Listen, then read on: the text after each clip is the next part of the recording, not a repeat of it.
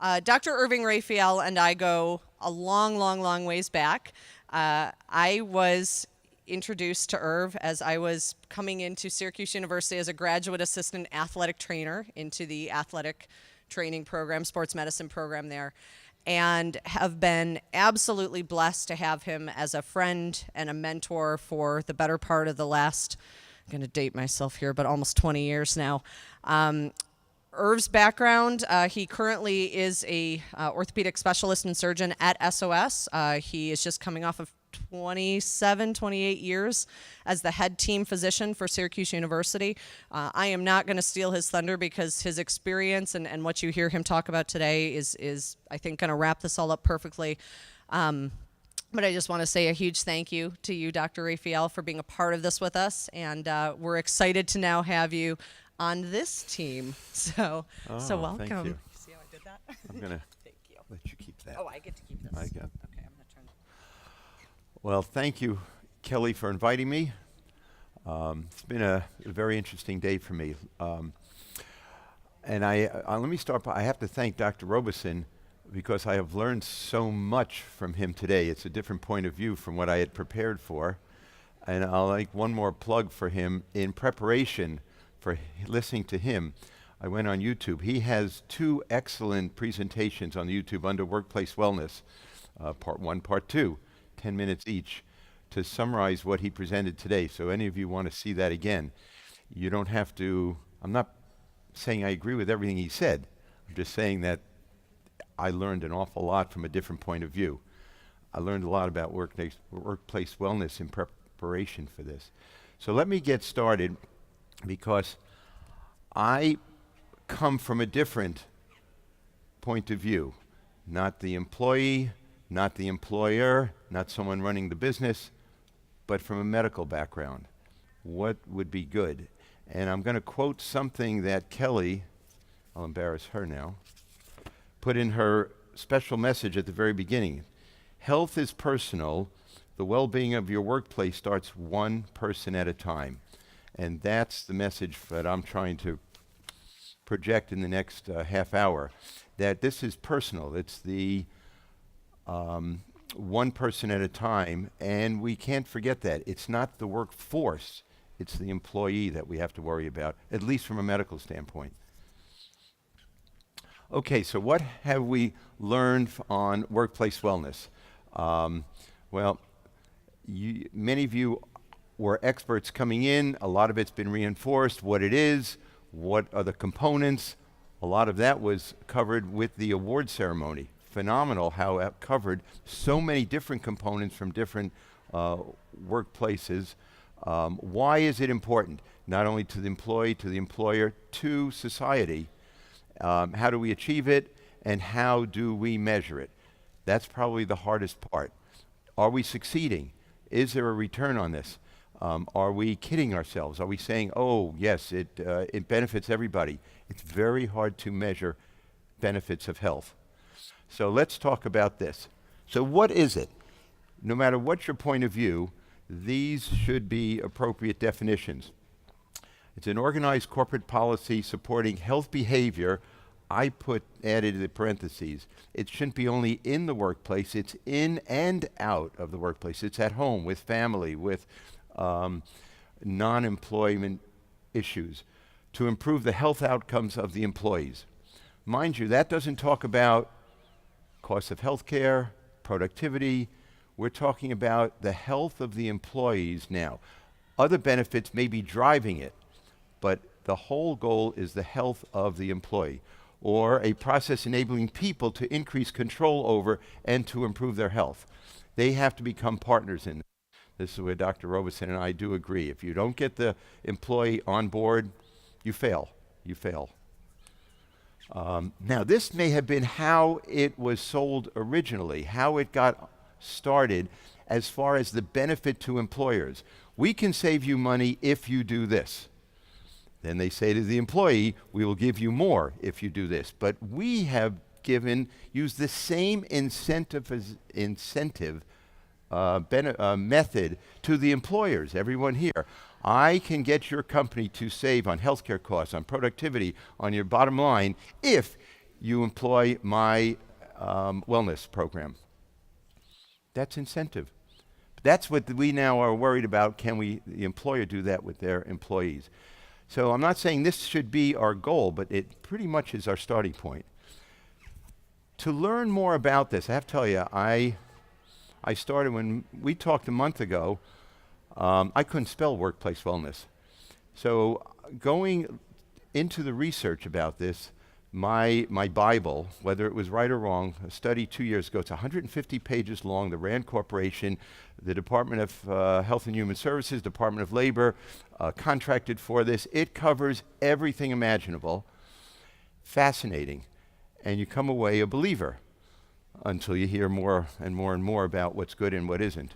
But it covered a lot of statistics, a lot of culture, which I'm not going to teach today. I'm just going to run through that because when I'm done, I'd like to correlate what you think goes on in a workplace with what I think is important for individuals. And in doing that, I'm going to jump to working in a sports medicine center, a collegiate athletic program, which is how Kelly and I got started last century. So workplace wellness programs have emerged as a common employer-sponsored benefit that is now available at, this was 2 years ago, it's well over half of U.S. employers with more than 50 employees. And together they all employ probably over 75% of our workforce, which means that wellness has spread its umbrella over a lot of people, or at least accessible. It doesn't mean they're all involved in it, but they have access to it. Unfortunately, they're not all doing it. So why is it important to employers?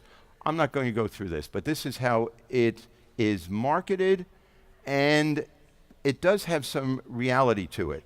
If the poor health can lead to loss of a lot, productivity, lost time, money, healthcare costs. So you practice better employee health, get rid of smoking, weight reduction, activity, whatever the buzzwords are. And in the end, on the right, it costs less to insure. We hope that works out. That's something that takes a long time to measure. It doesn't happen in the first year. It doesn't happen in the first 5 years. Healthcare utilization, healthcare costs, all take time to measure. Lower absenteeism rate, and it's not just absenteeism. I don't know if the word presenteeism has come out today. I'll mention that. It's the people who do come to work but aren't working. So they come, but they're really not there, rather than just missing work, and other areas. Best item on the last column is improve employee health. Another slide with a lot of information on it. Again, the last column, again, employers save money. That seems to be the trend through all this. But the second item, employees are healthier. That should be our goal, and everything else is a bonus after that. We're in a society now where we worry about health. We have the millennials that Dr. Robeson talked about. They're almost a uniform cloned population that's coming through. That's why someone pointed out it was unfair to compare Google with the average corporation or factory or any industry, because they all are a very uniform mindset. Intelligent, they know about their health, they're all exercising to an extreme. They all worry about what they eat. They all have their Starbucks coffee in the morning and then move on. When we grew up, there was no Starbucks, there were no gyms, we didn't run unless you were crazy. And now it's a way of life, but that's for the newer generation coming through. But we have to worry about people who are not millennials also. We have to keep them healthier. Okay, so what are some of the strategies? This is not one of them. All right, wellness programs. That was covered in all of your award ceremony. There was the screening activities. HRAs, I know it's controversial after the last talk. The health risk assessments. They're not, the purpose of a wellness screening program is not to cure disease. It's not even to manage the disease. It may be to uncover or let patients or employees know that they may have a problem so that they can get treated. Employers should not be responsible for making everybody healthy. Make them aware that they may need to get healthier. Let me go back a minute. Preventive interventions, lifestyle, activities, keep them active. Interesting, in addition to growing a population such as the Google employees who are intelligent and fit, we're also growing a population that's in front of TVs, computers, video games, and that's not the healthy lifestyle. So there are a lot of unhealthy lifestyles we have to address. And then health promotion benefits. These are really perhaps disease prevention, flu vaccine, mammograms, any other types of vaccinations on site, in addition to testing. We want to make something available to employees. Okay, we're not going to solve these chronic diseases. These are diseases that exist in society, and it's not the job of workplace to take the place of their family doctor. Not everybody goes to their family doctor. The employees spend 40 hours a week at work. There are 168 hours in the week. Let's say they average 7 hours of sleep a night. That's 49 hours a week. That's about 120 hours, of which 40 hours are at work. 1/3 of all their waking hours are at work. We have a captive population. We're trying to make society healthier. That's a good reason for employers to get on board. I haven't mentioned money yet. I'm just saying it's a good reason. They should be part of society making our people healthier. They're not going to cure these, but be aware that the people who work have these diseases. This is an area where they really can make an impact. It's, as we say, an epidemic of lifestyle diseases in our society. Whether it's alcohol or tobacco or poor nutrition, some cases it's just the way people grow up, fast food society. Inactivity, no excuse for that in this society, and that's why almost every award company had gyms, walking programs, you saw pictures of running programs, activity, and more activity. Interesting slide. Too much information, so I'm going to just go to one spot. These are diseases supposedly in the workplace, and approximately their prevalence. You know, we worry about chronic diseases, but there aren't that many, whether it's diabetics or asthma, even cardiovascular. The number one disease in this employee study was stress. Stress. And we talked about that. In fact, I had my stress test. I don't know what I did with it.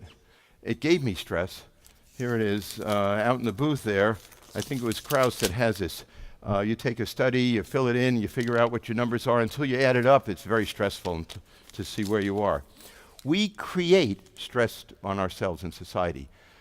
But I maintain that the employee does not bring the stress to work as much as, in many cases, the work creates the stress on the employee. And that's what affects a lot of production, productivity, wellness. We have to work with employers to decrease stress in the workplace. Dr. Oberson said if they're happier when they come to work, you don't need incentives.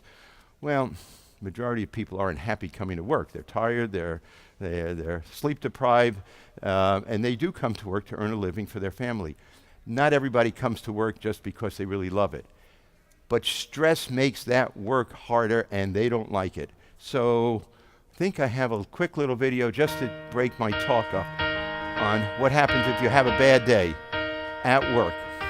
You're allowed to laugh out loud if you recognize any of these things at work.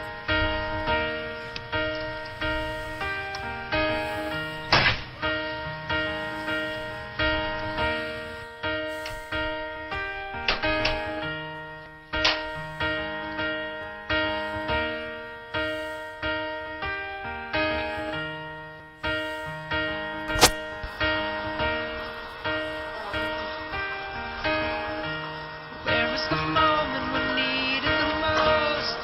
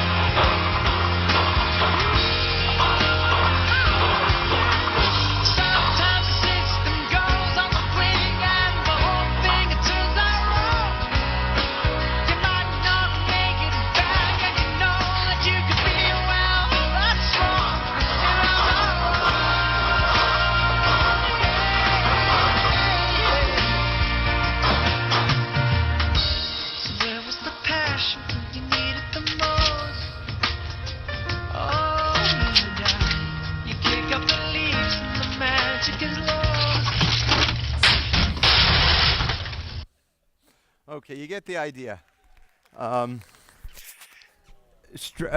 Obviously, stress does affect productivity.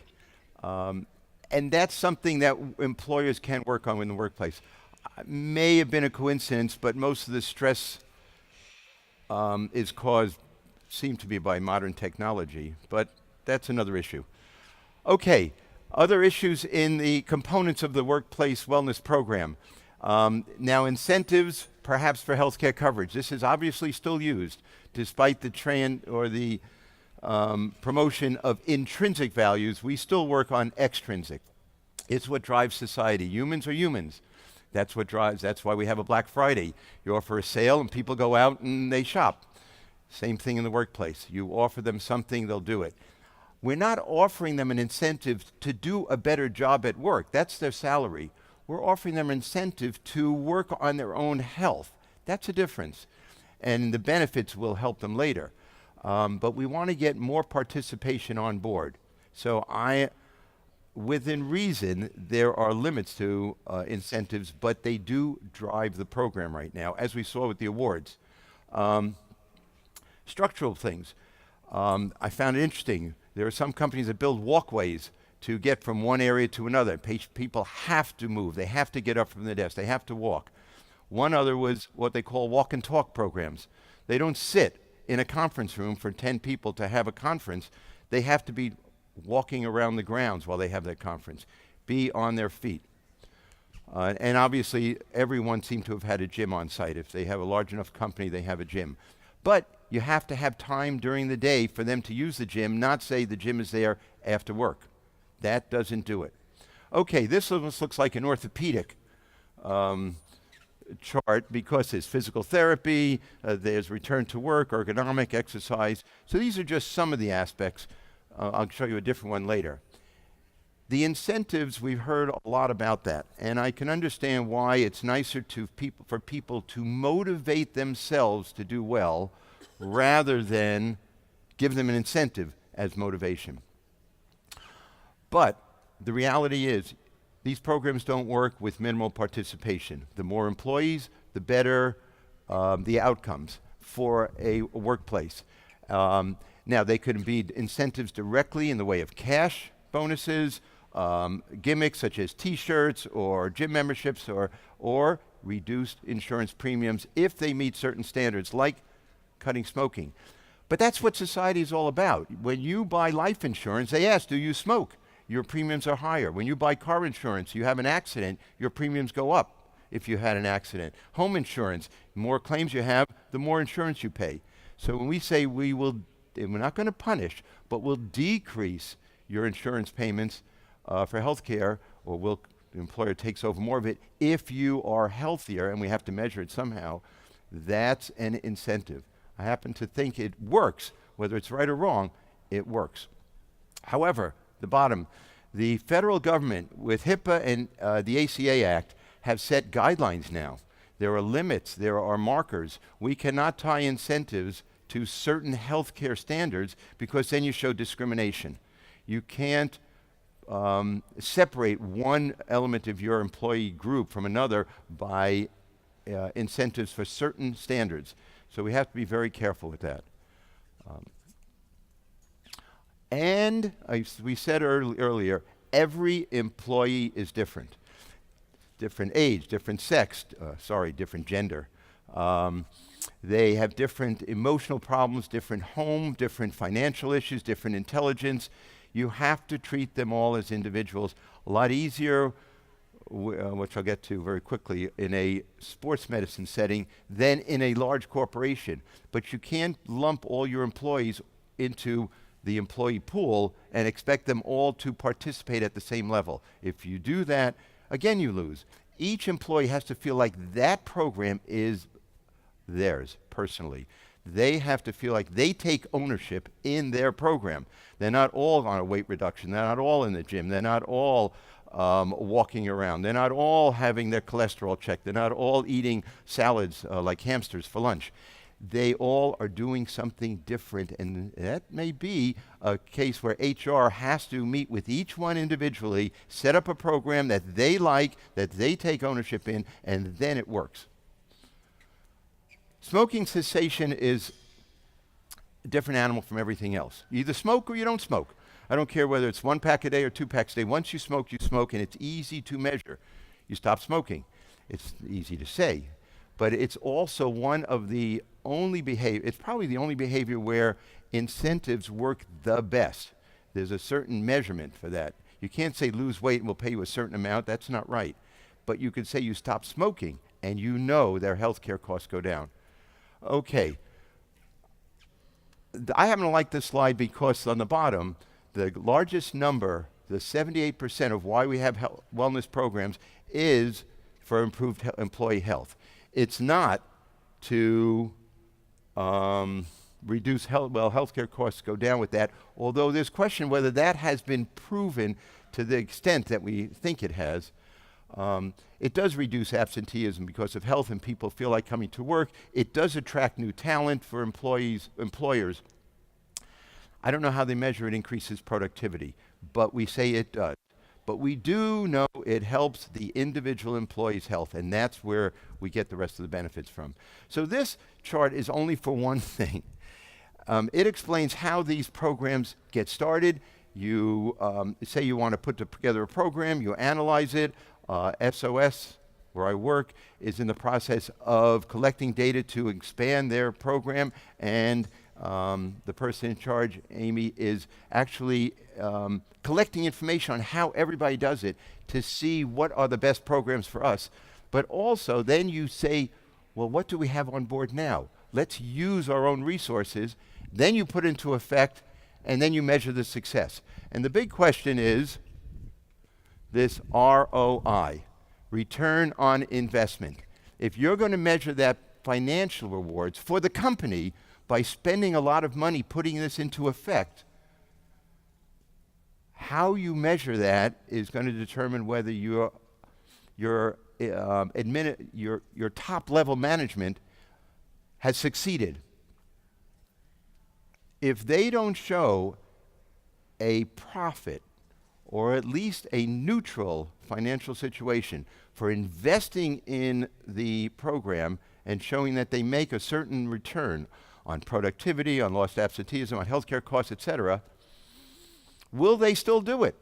And if you know the answer to that, you're smarter than I am, because I don't know whether they will buy into employee health itself is a successful goal. Unfortunately, everything is tied to financial gains. So that's a problem. So ROI, or return on investment, is a difficult thing to measure, and I think it could be skewed depending on how you want to sell it. Actually, many of you are here selling this product. There's also something I read about, I may have seen it today, VOI, which is value of investment, which to me is the employee health. Okay, facilitators we talked about, from management being involved all the way down. You get more people involved, you get communication, and it's not just having your senior directors or managers or the president of the company working out on a treadmill next to you. It's buying into the culture where the managers say, yes, you can have time to go work out. Yes, you should be eating better. Let's talk, let's get together, and not dictating to employees the best way they should do it. Okay, so we've said essentially this is a team effort from top down, from employees to employers, and from managers to up above to the employee down below. Simple things like putting charts up. There are a lot of ways, a lot of gimmicks. It all has an effect cumulatively.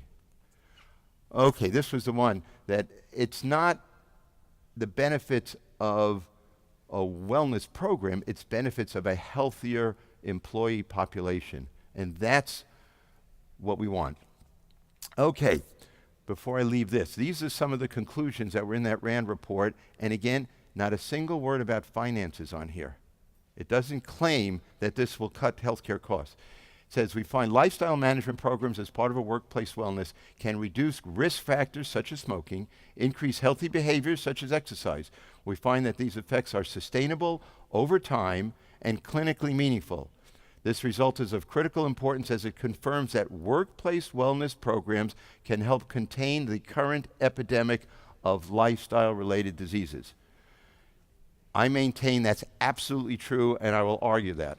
I can't tell you the value of that financially to the employer. But I do know that with the workplace wellness programs that all of you participate in, that all of you are promoting, or are in your corporation, companies are doing right now, you are making people healthier. Again, I can't say that the company benefits financially, and I don't know how to measure that. So that's the workplace wellness. So you might say, well, what the hell am I doing up here? I was a team doctor for 27 years. By the way, I stopped that last year. My son now is working up at Syracuse, and I have the benefit of staying home and babysitting for his 1-year-old while he's at SU at the Dome last night. So I win. Okay, sports medicine.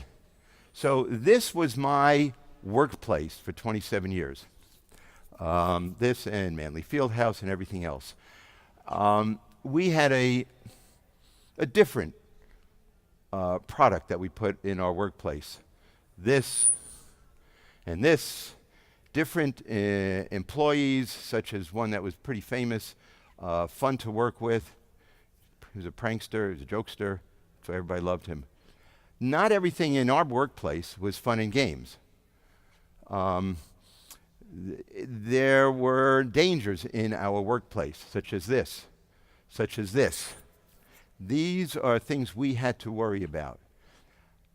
Why is it we call it the workplace?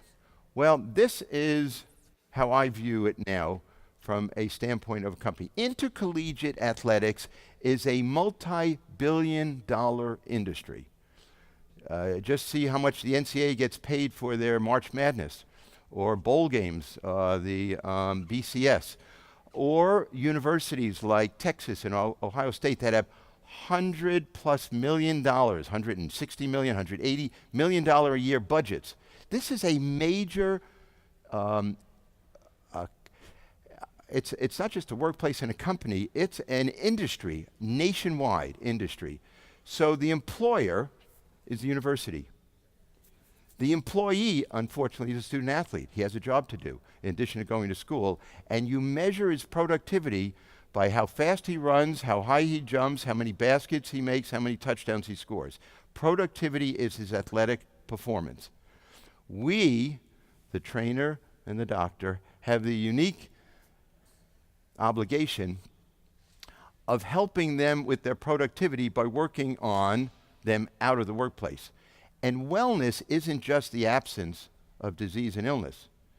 They could not be hurt, they cannot be ill, and still have productivity problems. And that's why they're all individuals. Oh, this is one of my senior managers. But he was very receptive to any ideas. Maybe not.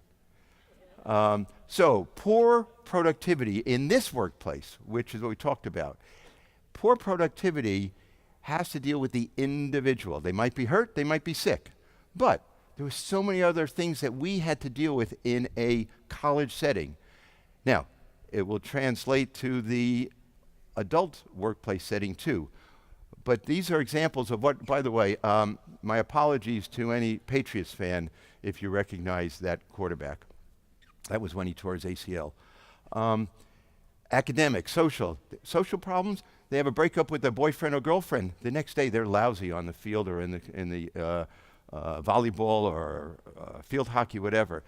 Their parents are breaking up. They're homesick. They have helicopter parents that hover over them and are constantly coming and complaining. These are pressures, workplace stress, you might call it, that affect their productivity. Coaches don't know about it. Athletic director, the press, the media, they don't know anything about that. So somebody has to advocate for them. Okay, so we had at Syracuse University a clinic every afternoon. Orthopedist, primary care doctor, the trainers, and the athlete, one athlete at a time. And if they were sick, it was one thing, but they had eating disorders, they had emotional disorders, we had suicidal problems, we had problems that you can't do a blood test on or do an x-ray on, that you have to sit and talk with them. This is what affects them. So it's interesting, we're the only group, trainers and doctors, who could advocate for the athlete. Their coach won't, their AD, their teammates, and certainly not the athletes. You don't trust them to say anything. We were responsible for knowing everything possible about the athlete and improve their performance. That is the ultimate workplace wellness. How many folks here saw the movie Trouble with the Curve? You missed a great movie. Trouble with the Curve is Clint Eastwood and Amy Adams. He's a scout for the Atlanta Braves. She's his daughter, who's an attorney, who really knows more about baseball than anybody who's ever come through. But it deals with the relationship between the two of them and the stress of a scout, professional baseball scout, trying to decide whether this hotshot ball player should be their number one draft pick next year or pass on him and someone else gets him. And there's a lot of pressure. The third relationship in that is very interesting. This has to do with a baseball player that Clint Eastwood has already been responsible for bringing into the organization, who was a great hitter, and suddenly he's not hitting. He's in a slump. And the answer is every baseball player is in a slump. Everybody. Clint Eastwood didn't buy that. So he goes and visits the player, and the first question is, when was the last time you saw your parents? He said, well, my parents live in Cleveland. It's too expensive. They can't come down and see me. He said, we'll take care of that.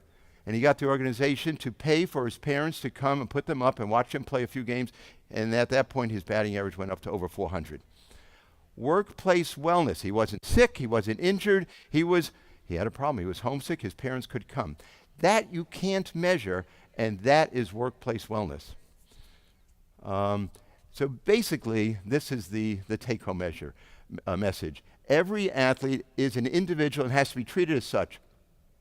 And if you have the opportunity in your workplace, you treat your employees that way too. They're all different. That was the human message. Okay. Any questions? Because I've been told I'm already over. All right, that's good. My job was to get you folks awake so you could drive home safely.